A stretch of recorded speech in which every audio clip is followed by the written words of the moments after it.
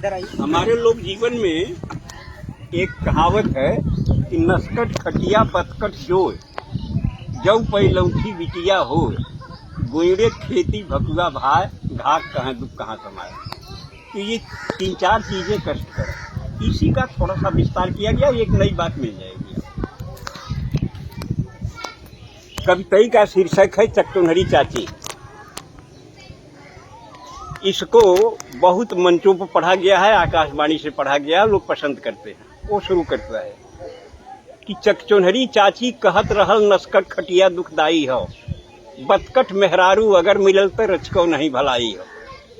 गरगोइड़े खेती बारी हो, पीठी पर भकुआ भाई हो, तो जाने अपने पूर्वज का बिगड़ल कुछ कर्म कमाई हो। सुधई बुधई दुनो भाईन में प्रेम रहल, खूब पटत रहल, ये जहाँ रहल संतुष्ट रहल, जेहन जांगर से कटत रहल।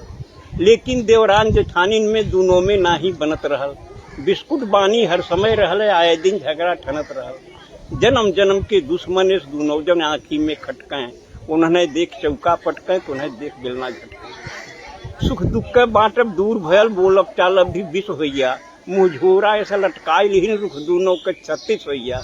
गभुराए गजब बोली बोले आपस में, दोनों जरई लगिन वो बरई लगिन, भीतर भीतर अपने दुल्हन के भरई लगिन।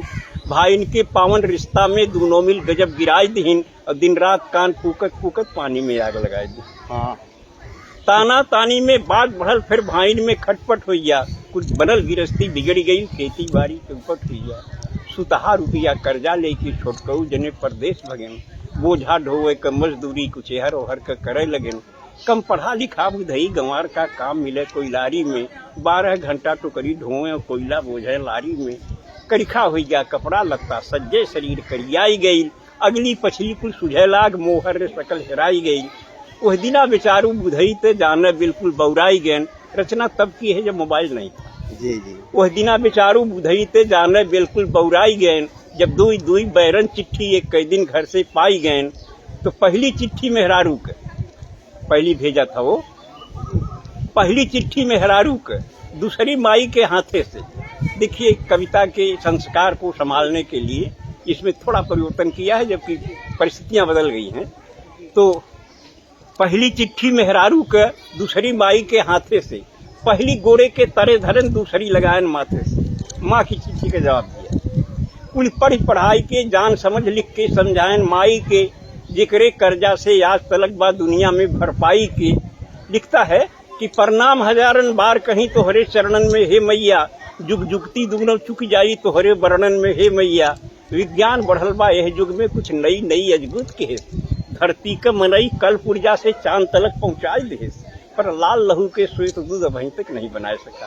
विज्ञान और टेक्नोलॉजी नहीं पाई, पर लाल लहू के श्वेत दूध अभी तक नहीं बना सका। माई के कारिस्तानी से विज्ञान न आगे जा सका। तो माई रे तोरे असीसन से जांगर जिंदगी भरपूर रही, प्रफुल्लित रहब रन में बन में दुख और दरिद्र दूर रही। तोहरे पूजा तोहरे तप से खुशहाल हमार शरीर रही, विश्वास की हूँ तोहरे दूधे का कायम ही तहरीर रही।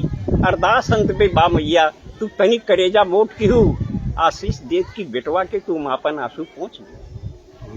फिर दूसरी बात जिसके लिए पूरी बात कही गई है कि फिर मेहरारू के लिखें, फिर मेहरारू के लिखें तो के चाही गहना सोना चानी, कंघी दर्पण चोटी चप्पल चोली चौकस चूनर धानी। पाती से पता लगल हमके ते हमरे बिना उदास है, ना खात है दाना पानी ते हरदम गारत आंस है। ते सीता हरण सुने हो भी पंडित से कथा रामायण में, बिरहा चैता कजरी सोहर सावनी लावनी गायन में। जब पंचवटी में सीता के रावण धैलेस बरजोरी से, सीता का आंस बहे जैसे पानी बरखा के ओरी से। तब रावण बोलल है सीता को रावण पकड़ता है, रोने लगी। रावण ने कहा रो रही हो सीते, दशरथ के भंडार में बड़ा सोना चांदी था, जनक के पास भी सोने चांदी की कोई कमी नहीं थी, लेकिन तुम्हारी पति के प्रति निष्ठा अविचल थी, अटल निष्ठा थी, इसलिए तुमने सोने चांदी की तरफ देखा नहीं, राम के साथ चली आई। और वह राम तुम्हारे साथ तब तक रहा सीता जब तक सोने चांदी से तुम्हारा मोह नहीं जगा था। आज माया के सोने पर, रोल्ड गोल्ड पर तुम्हारा मोह जग गया तो राम छूट गया। और जब सोने का ही सवाल अहम है तो चल लंका जहाँ सोना ही सोना है। कौन सी गलती किया था। जब पंचवटी में सीता के रावण धैलेस बरजोरी से सीता का आंस बहे जैसे पानी बरखा के ओरी से।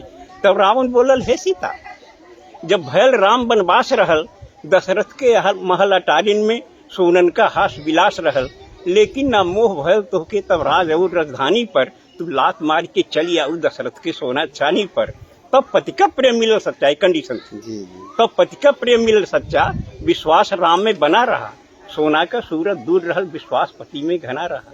माया का सोना हिरन देख जब लालच लोभ त्योहार बढ़ल, पति प्रेम भुलायल, सोना का जब विकट कपारे भूत चढ़ल, तो दुर्गत का पहरा आयल, किस्मत करम फुटल सीता। सोना के भारी लालच में लपट के साथ छूटल सीता। सोना का चाह तो है बाटे, तब तक बेकार कुल रोना हो, अब चला चली लंका नगरी, जोने में सोने सोना।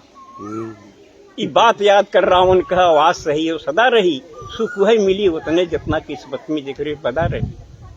आगे भी जौने नारी के सोना के लालच धरे रही, छुट जाई ओकर राम सुन पति कबन ओकरे घरे रही। ई कहत कहत ड्यूटी आइल, बुधई झट बांध लेन पगड़ी, देखा तो आगे खड़ा रहा जोड़ी वाला लेके सगड़ी। अब गुरुजी वही हिंदी का क्या एक बात यार, बुढ़ाई हो बुढ़ाई सांस सही बात। हाँ हाँ, हड्डी पर कितनी कबड्डी ले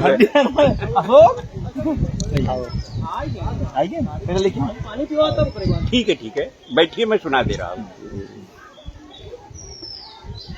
और नमामि गंगे कहाँ इस पर बहुत चल रहा है। सब लोगों ने अपनी अपनी और क्षमता के अनुसार, शैली के अनुसार कहा। लोक भाषा में से नहीं, अखड़ी में देखिए। घोर प्रदूषण से गंगा बौखलाई, सीधे स्वर्ग के सम्राट के द्वार पर आई, जोर से गुहार लगाई, दुहाई हो स्वर्ग के सम्राट की, मैं तो न घटती हुई घाट की। धरती स्वर्ग से मैं धरती का कलुष हरने गई थी, भगीरथ के पुरखों को साप मुक्त करने गई थी, लेकिन अब मुझे अपने आप पर रोना आ रहा है, मेरा अस्तित्व ही डगमगा रहा है। देवराज बोले, गंगे तू कभी श्री हरिपद नख में समाई थी, ब्रह्मा के कमंडल में जगह बनाई थी, शिव के जटाजूट में भी लहराई थी। लेकिन जब विष्णु ने तुम्हें लात मार दिया, ब्रह्मा ने हाथ झाड़ लिया और शिव ने तुमको दिल दिमाग से उतार दिया, तभी तुम्हें तुम्हारी औकात बता दी गई, जब देवताओं का साथ छुड़ाकर तुम आदमी के साथ लगा दी गई। उतार दी गई। तभी तुमको तुम्हारी औकात बता दी गई, जब देवताओं का साथ छुड़ाकर तुम आदमी के साथ लगा दी गई। गंगे, तो युगों से तुम धरती का कलुष पी रही हो, एक छटपटाहट भरी जिंदगी जी रही हो। आदमी नहीं जानता कि यह तुम्हारी विवशता है कि महानता, लेकिन इतना सच जरूर है, ये तुम आदमी का कलुष न पचाती, उसको उसके ही प्रदूषण से न बचाती, तो अब तक उसके पाप का घड़ा भर गया होता और अपने ही प्रदूषण के जहर से आदमी मर गया होता। कैसा रहा ये? बहुत अच्छा गुरुजी। ए बेटा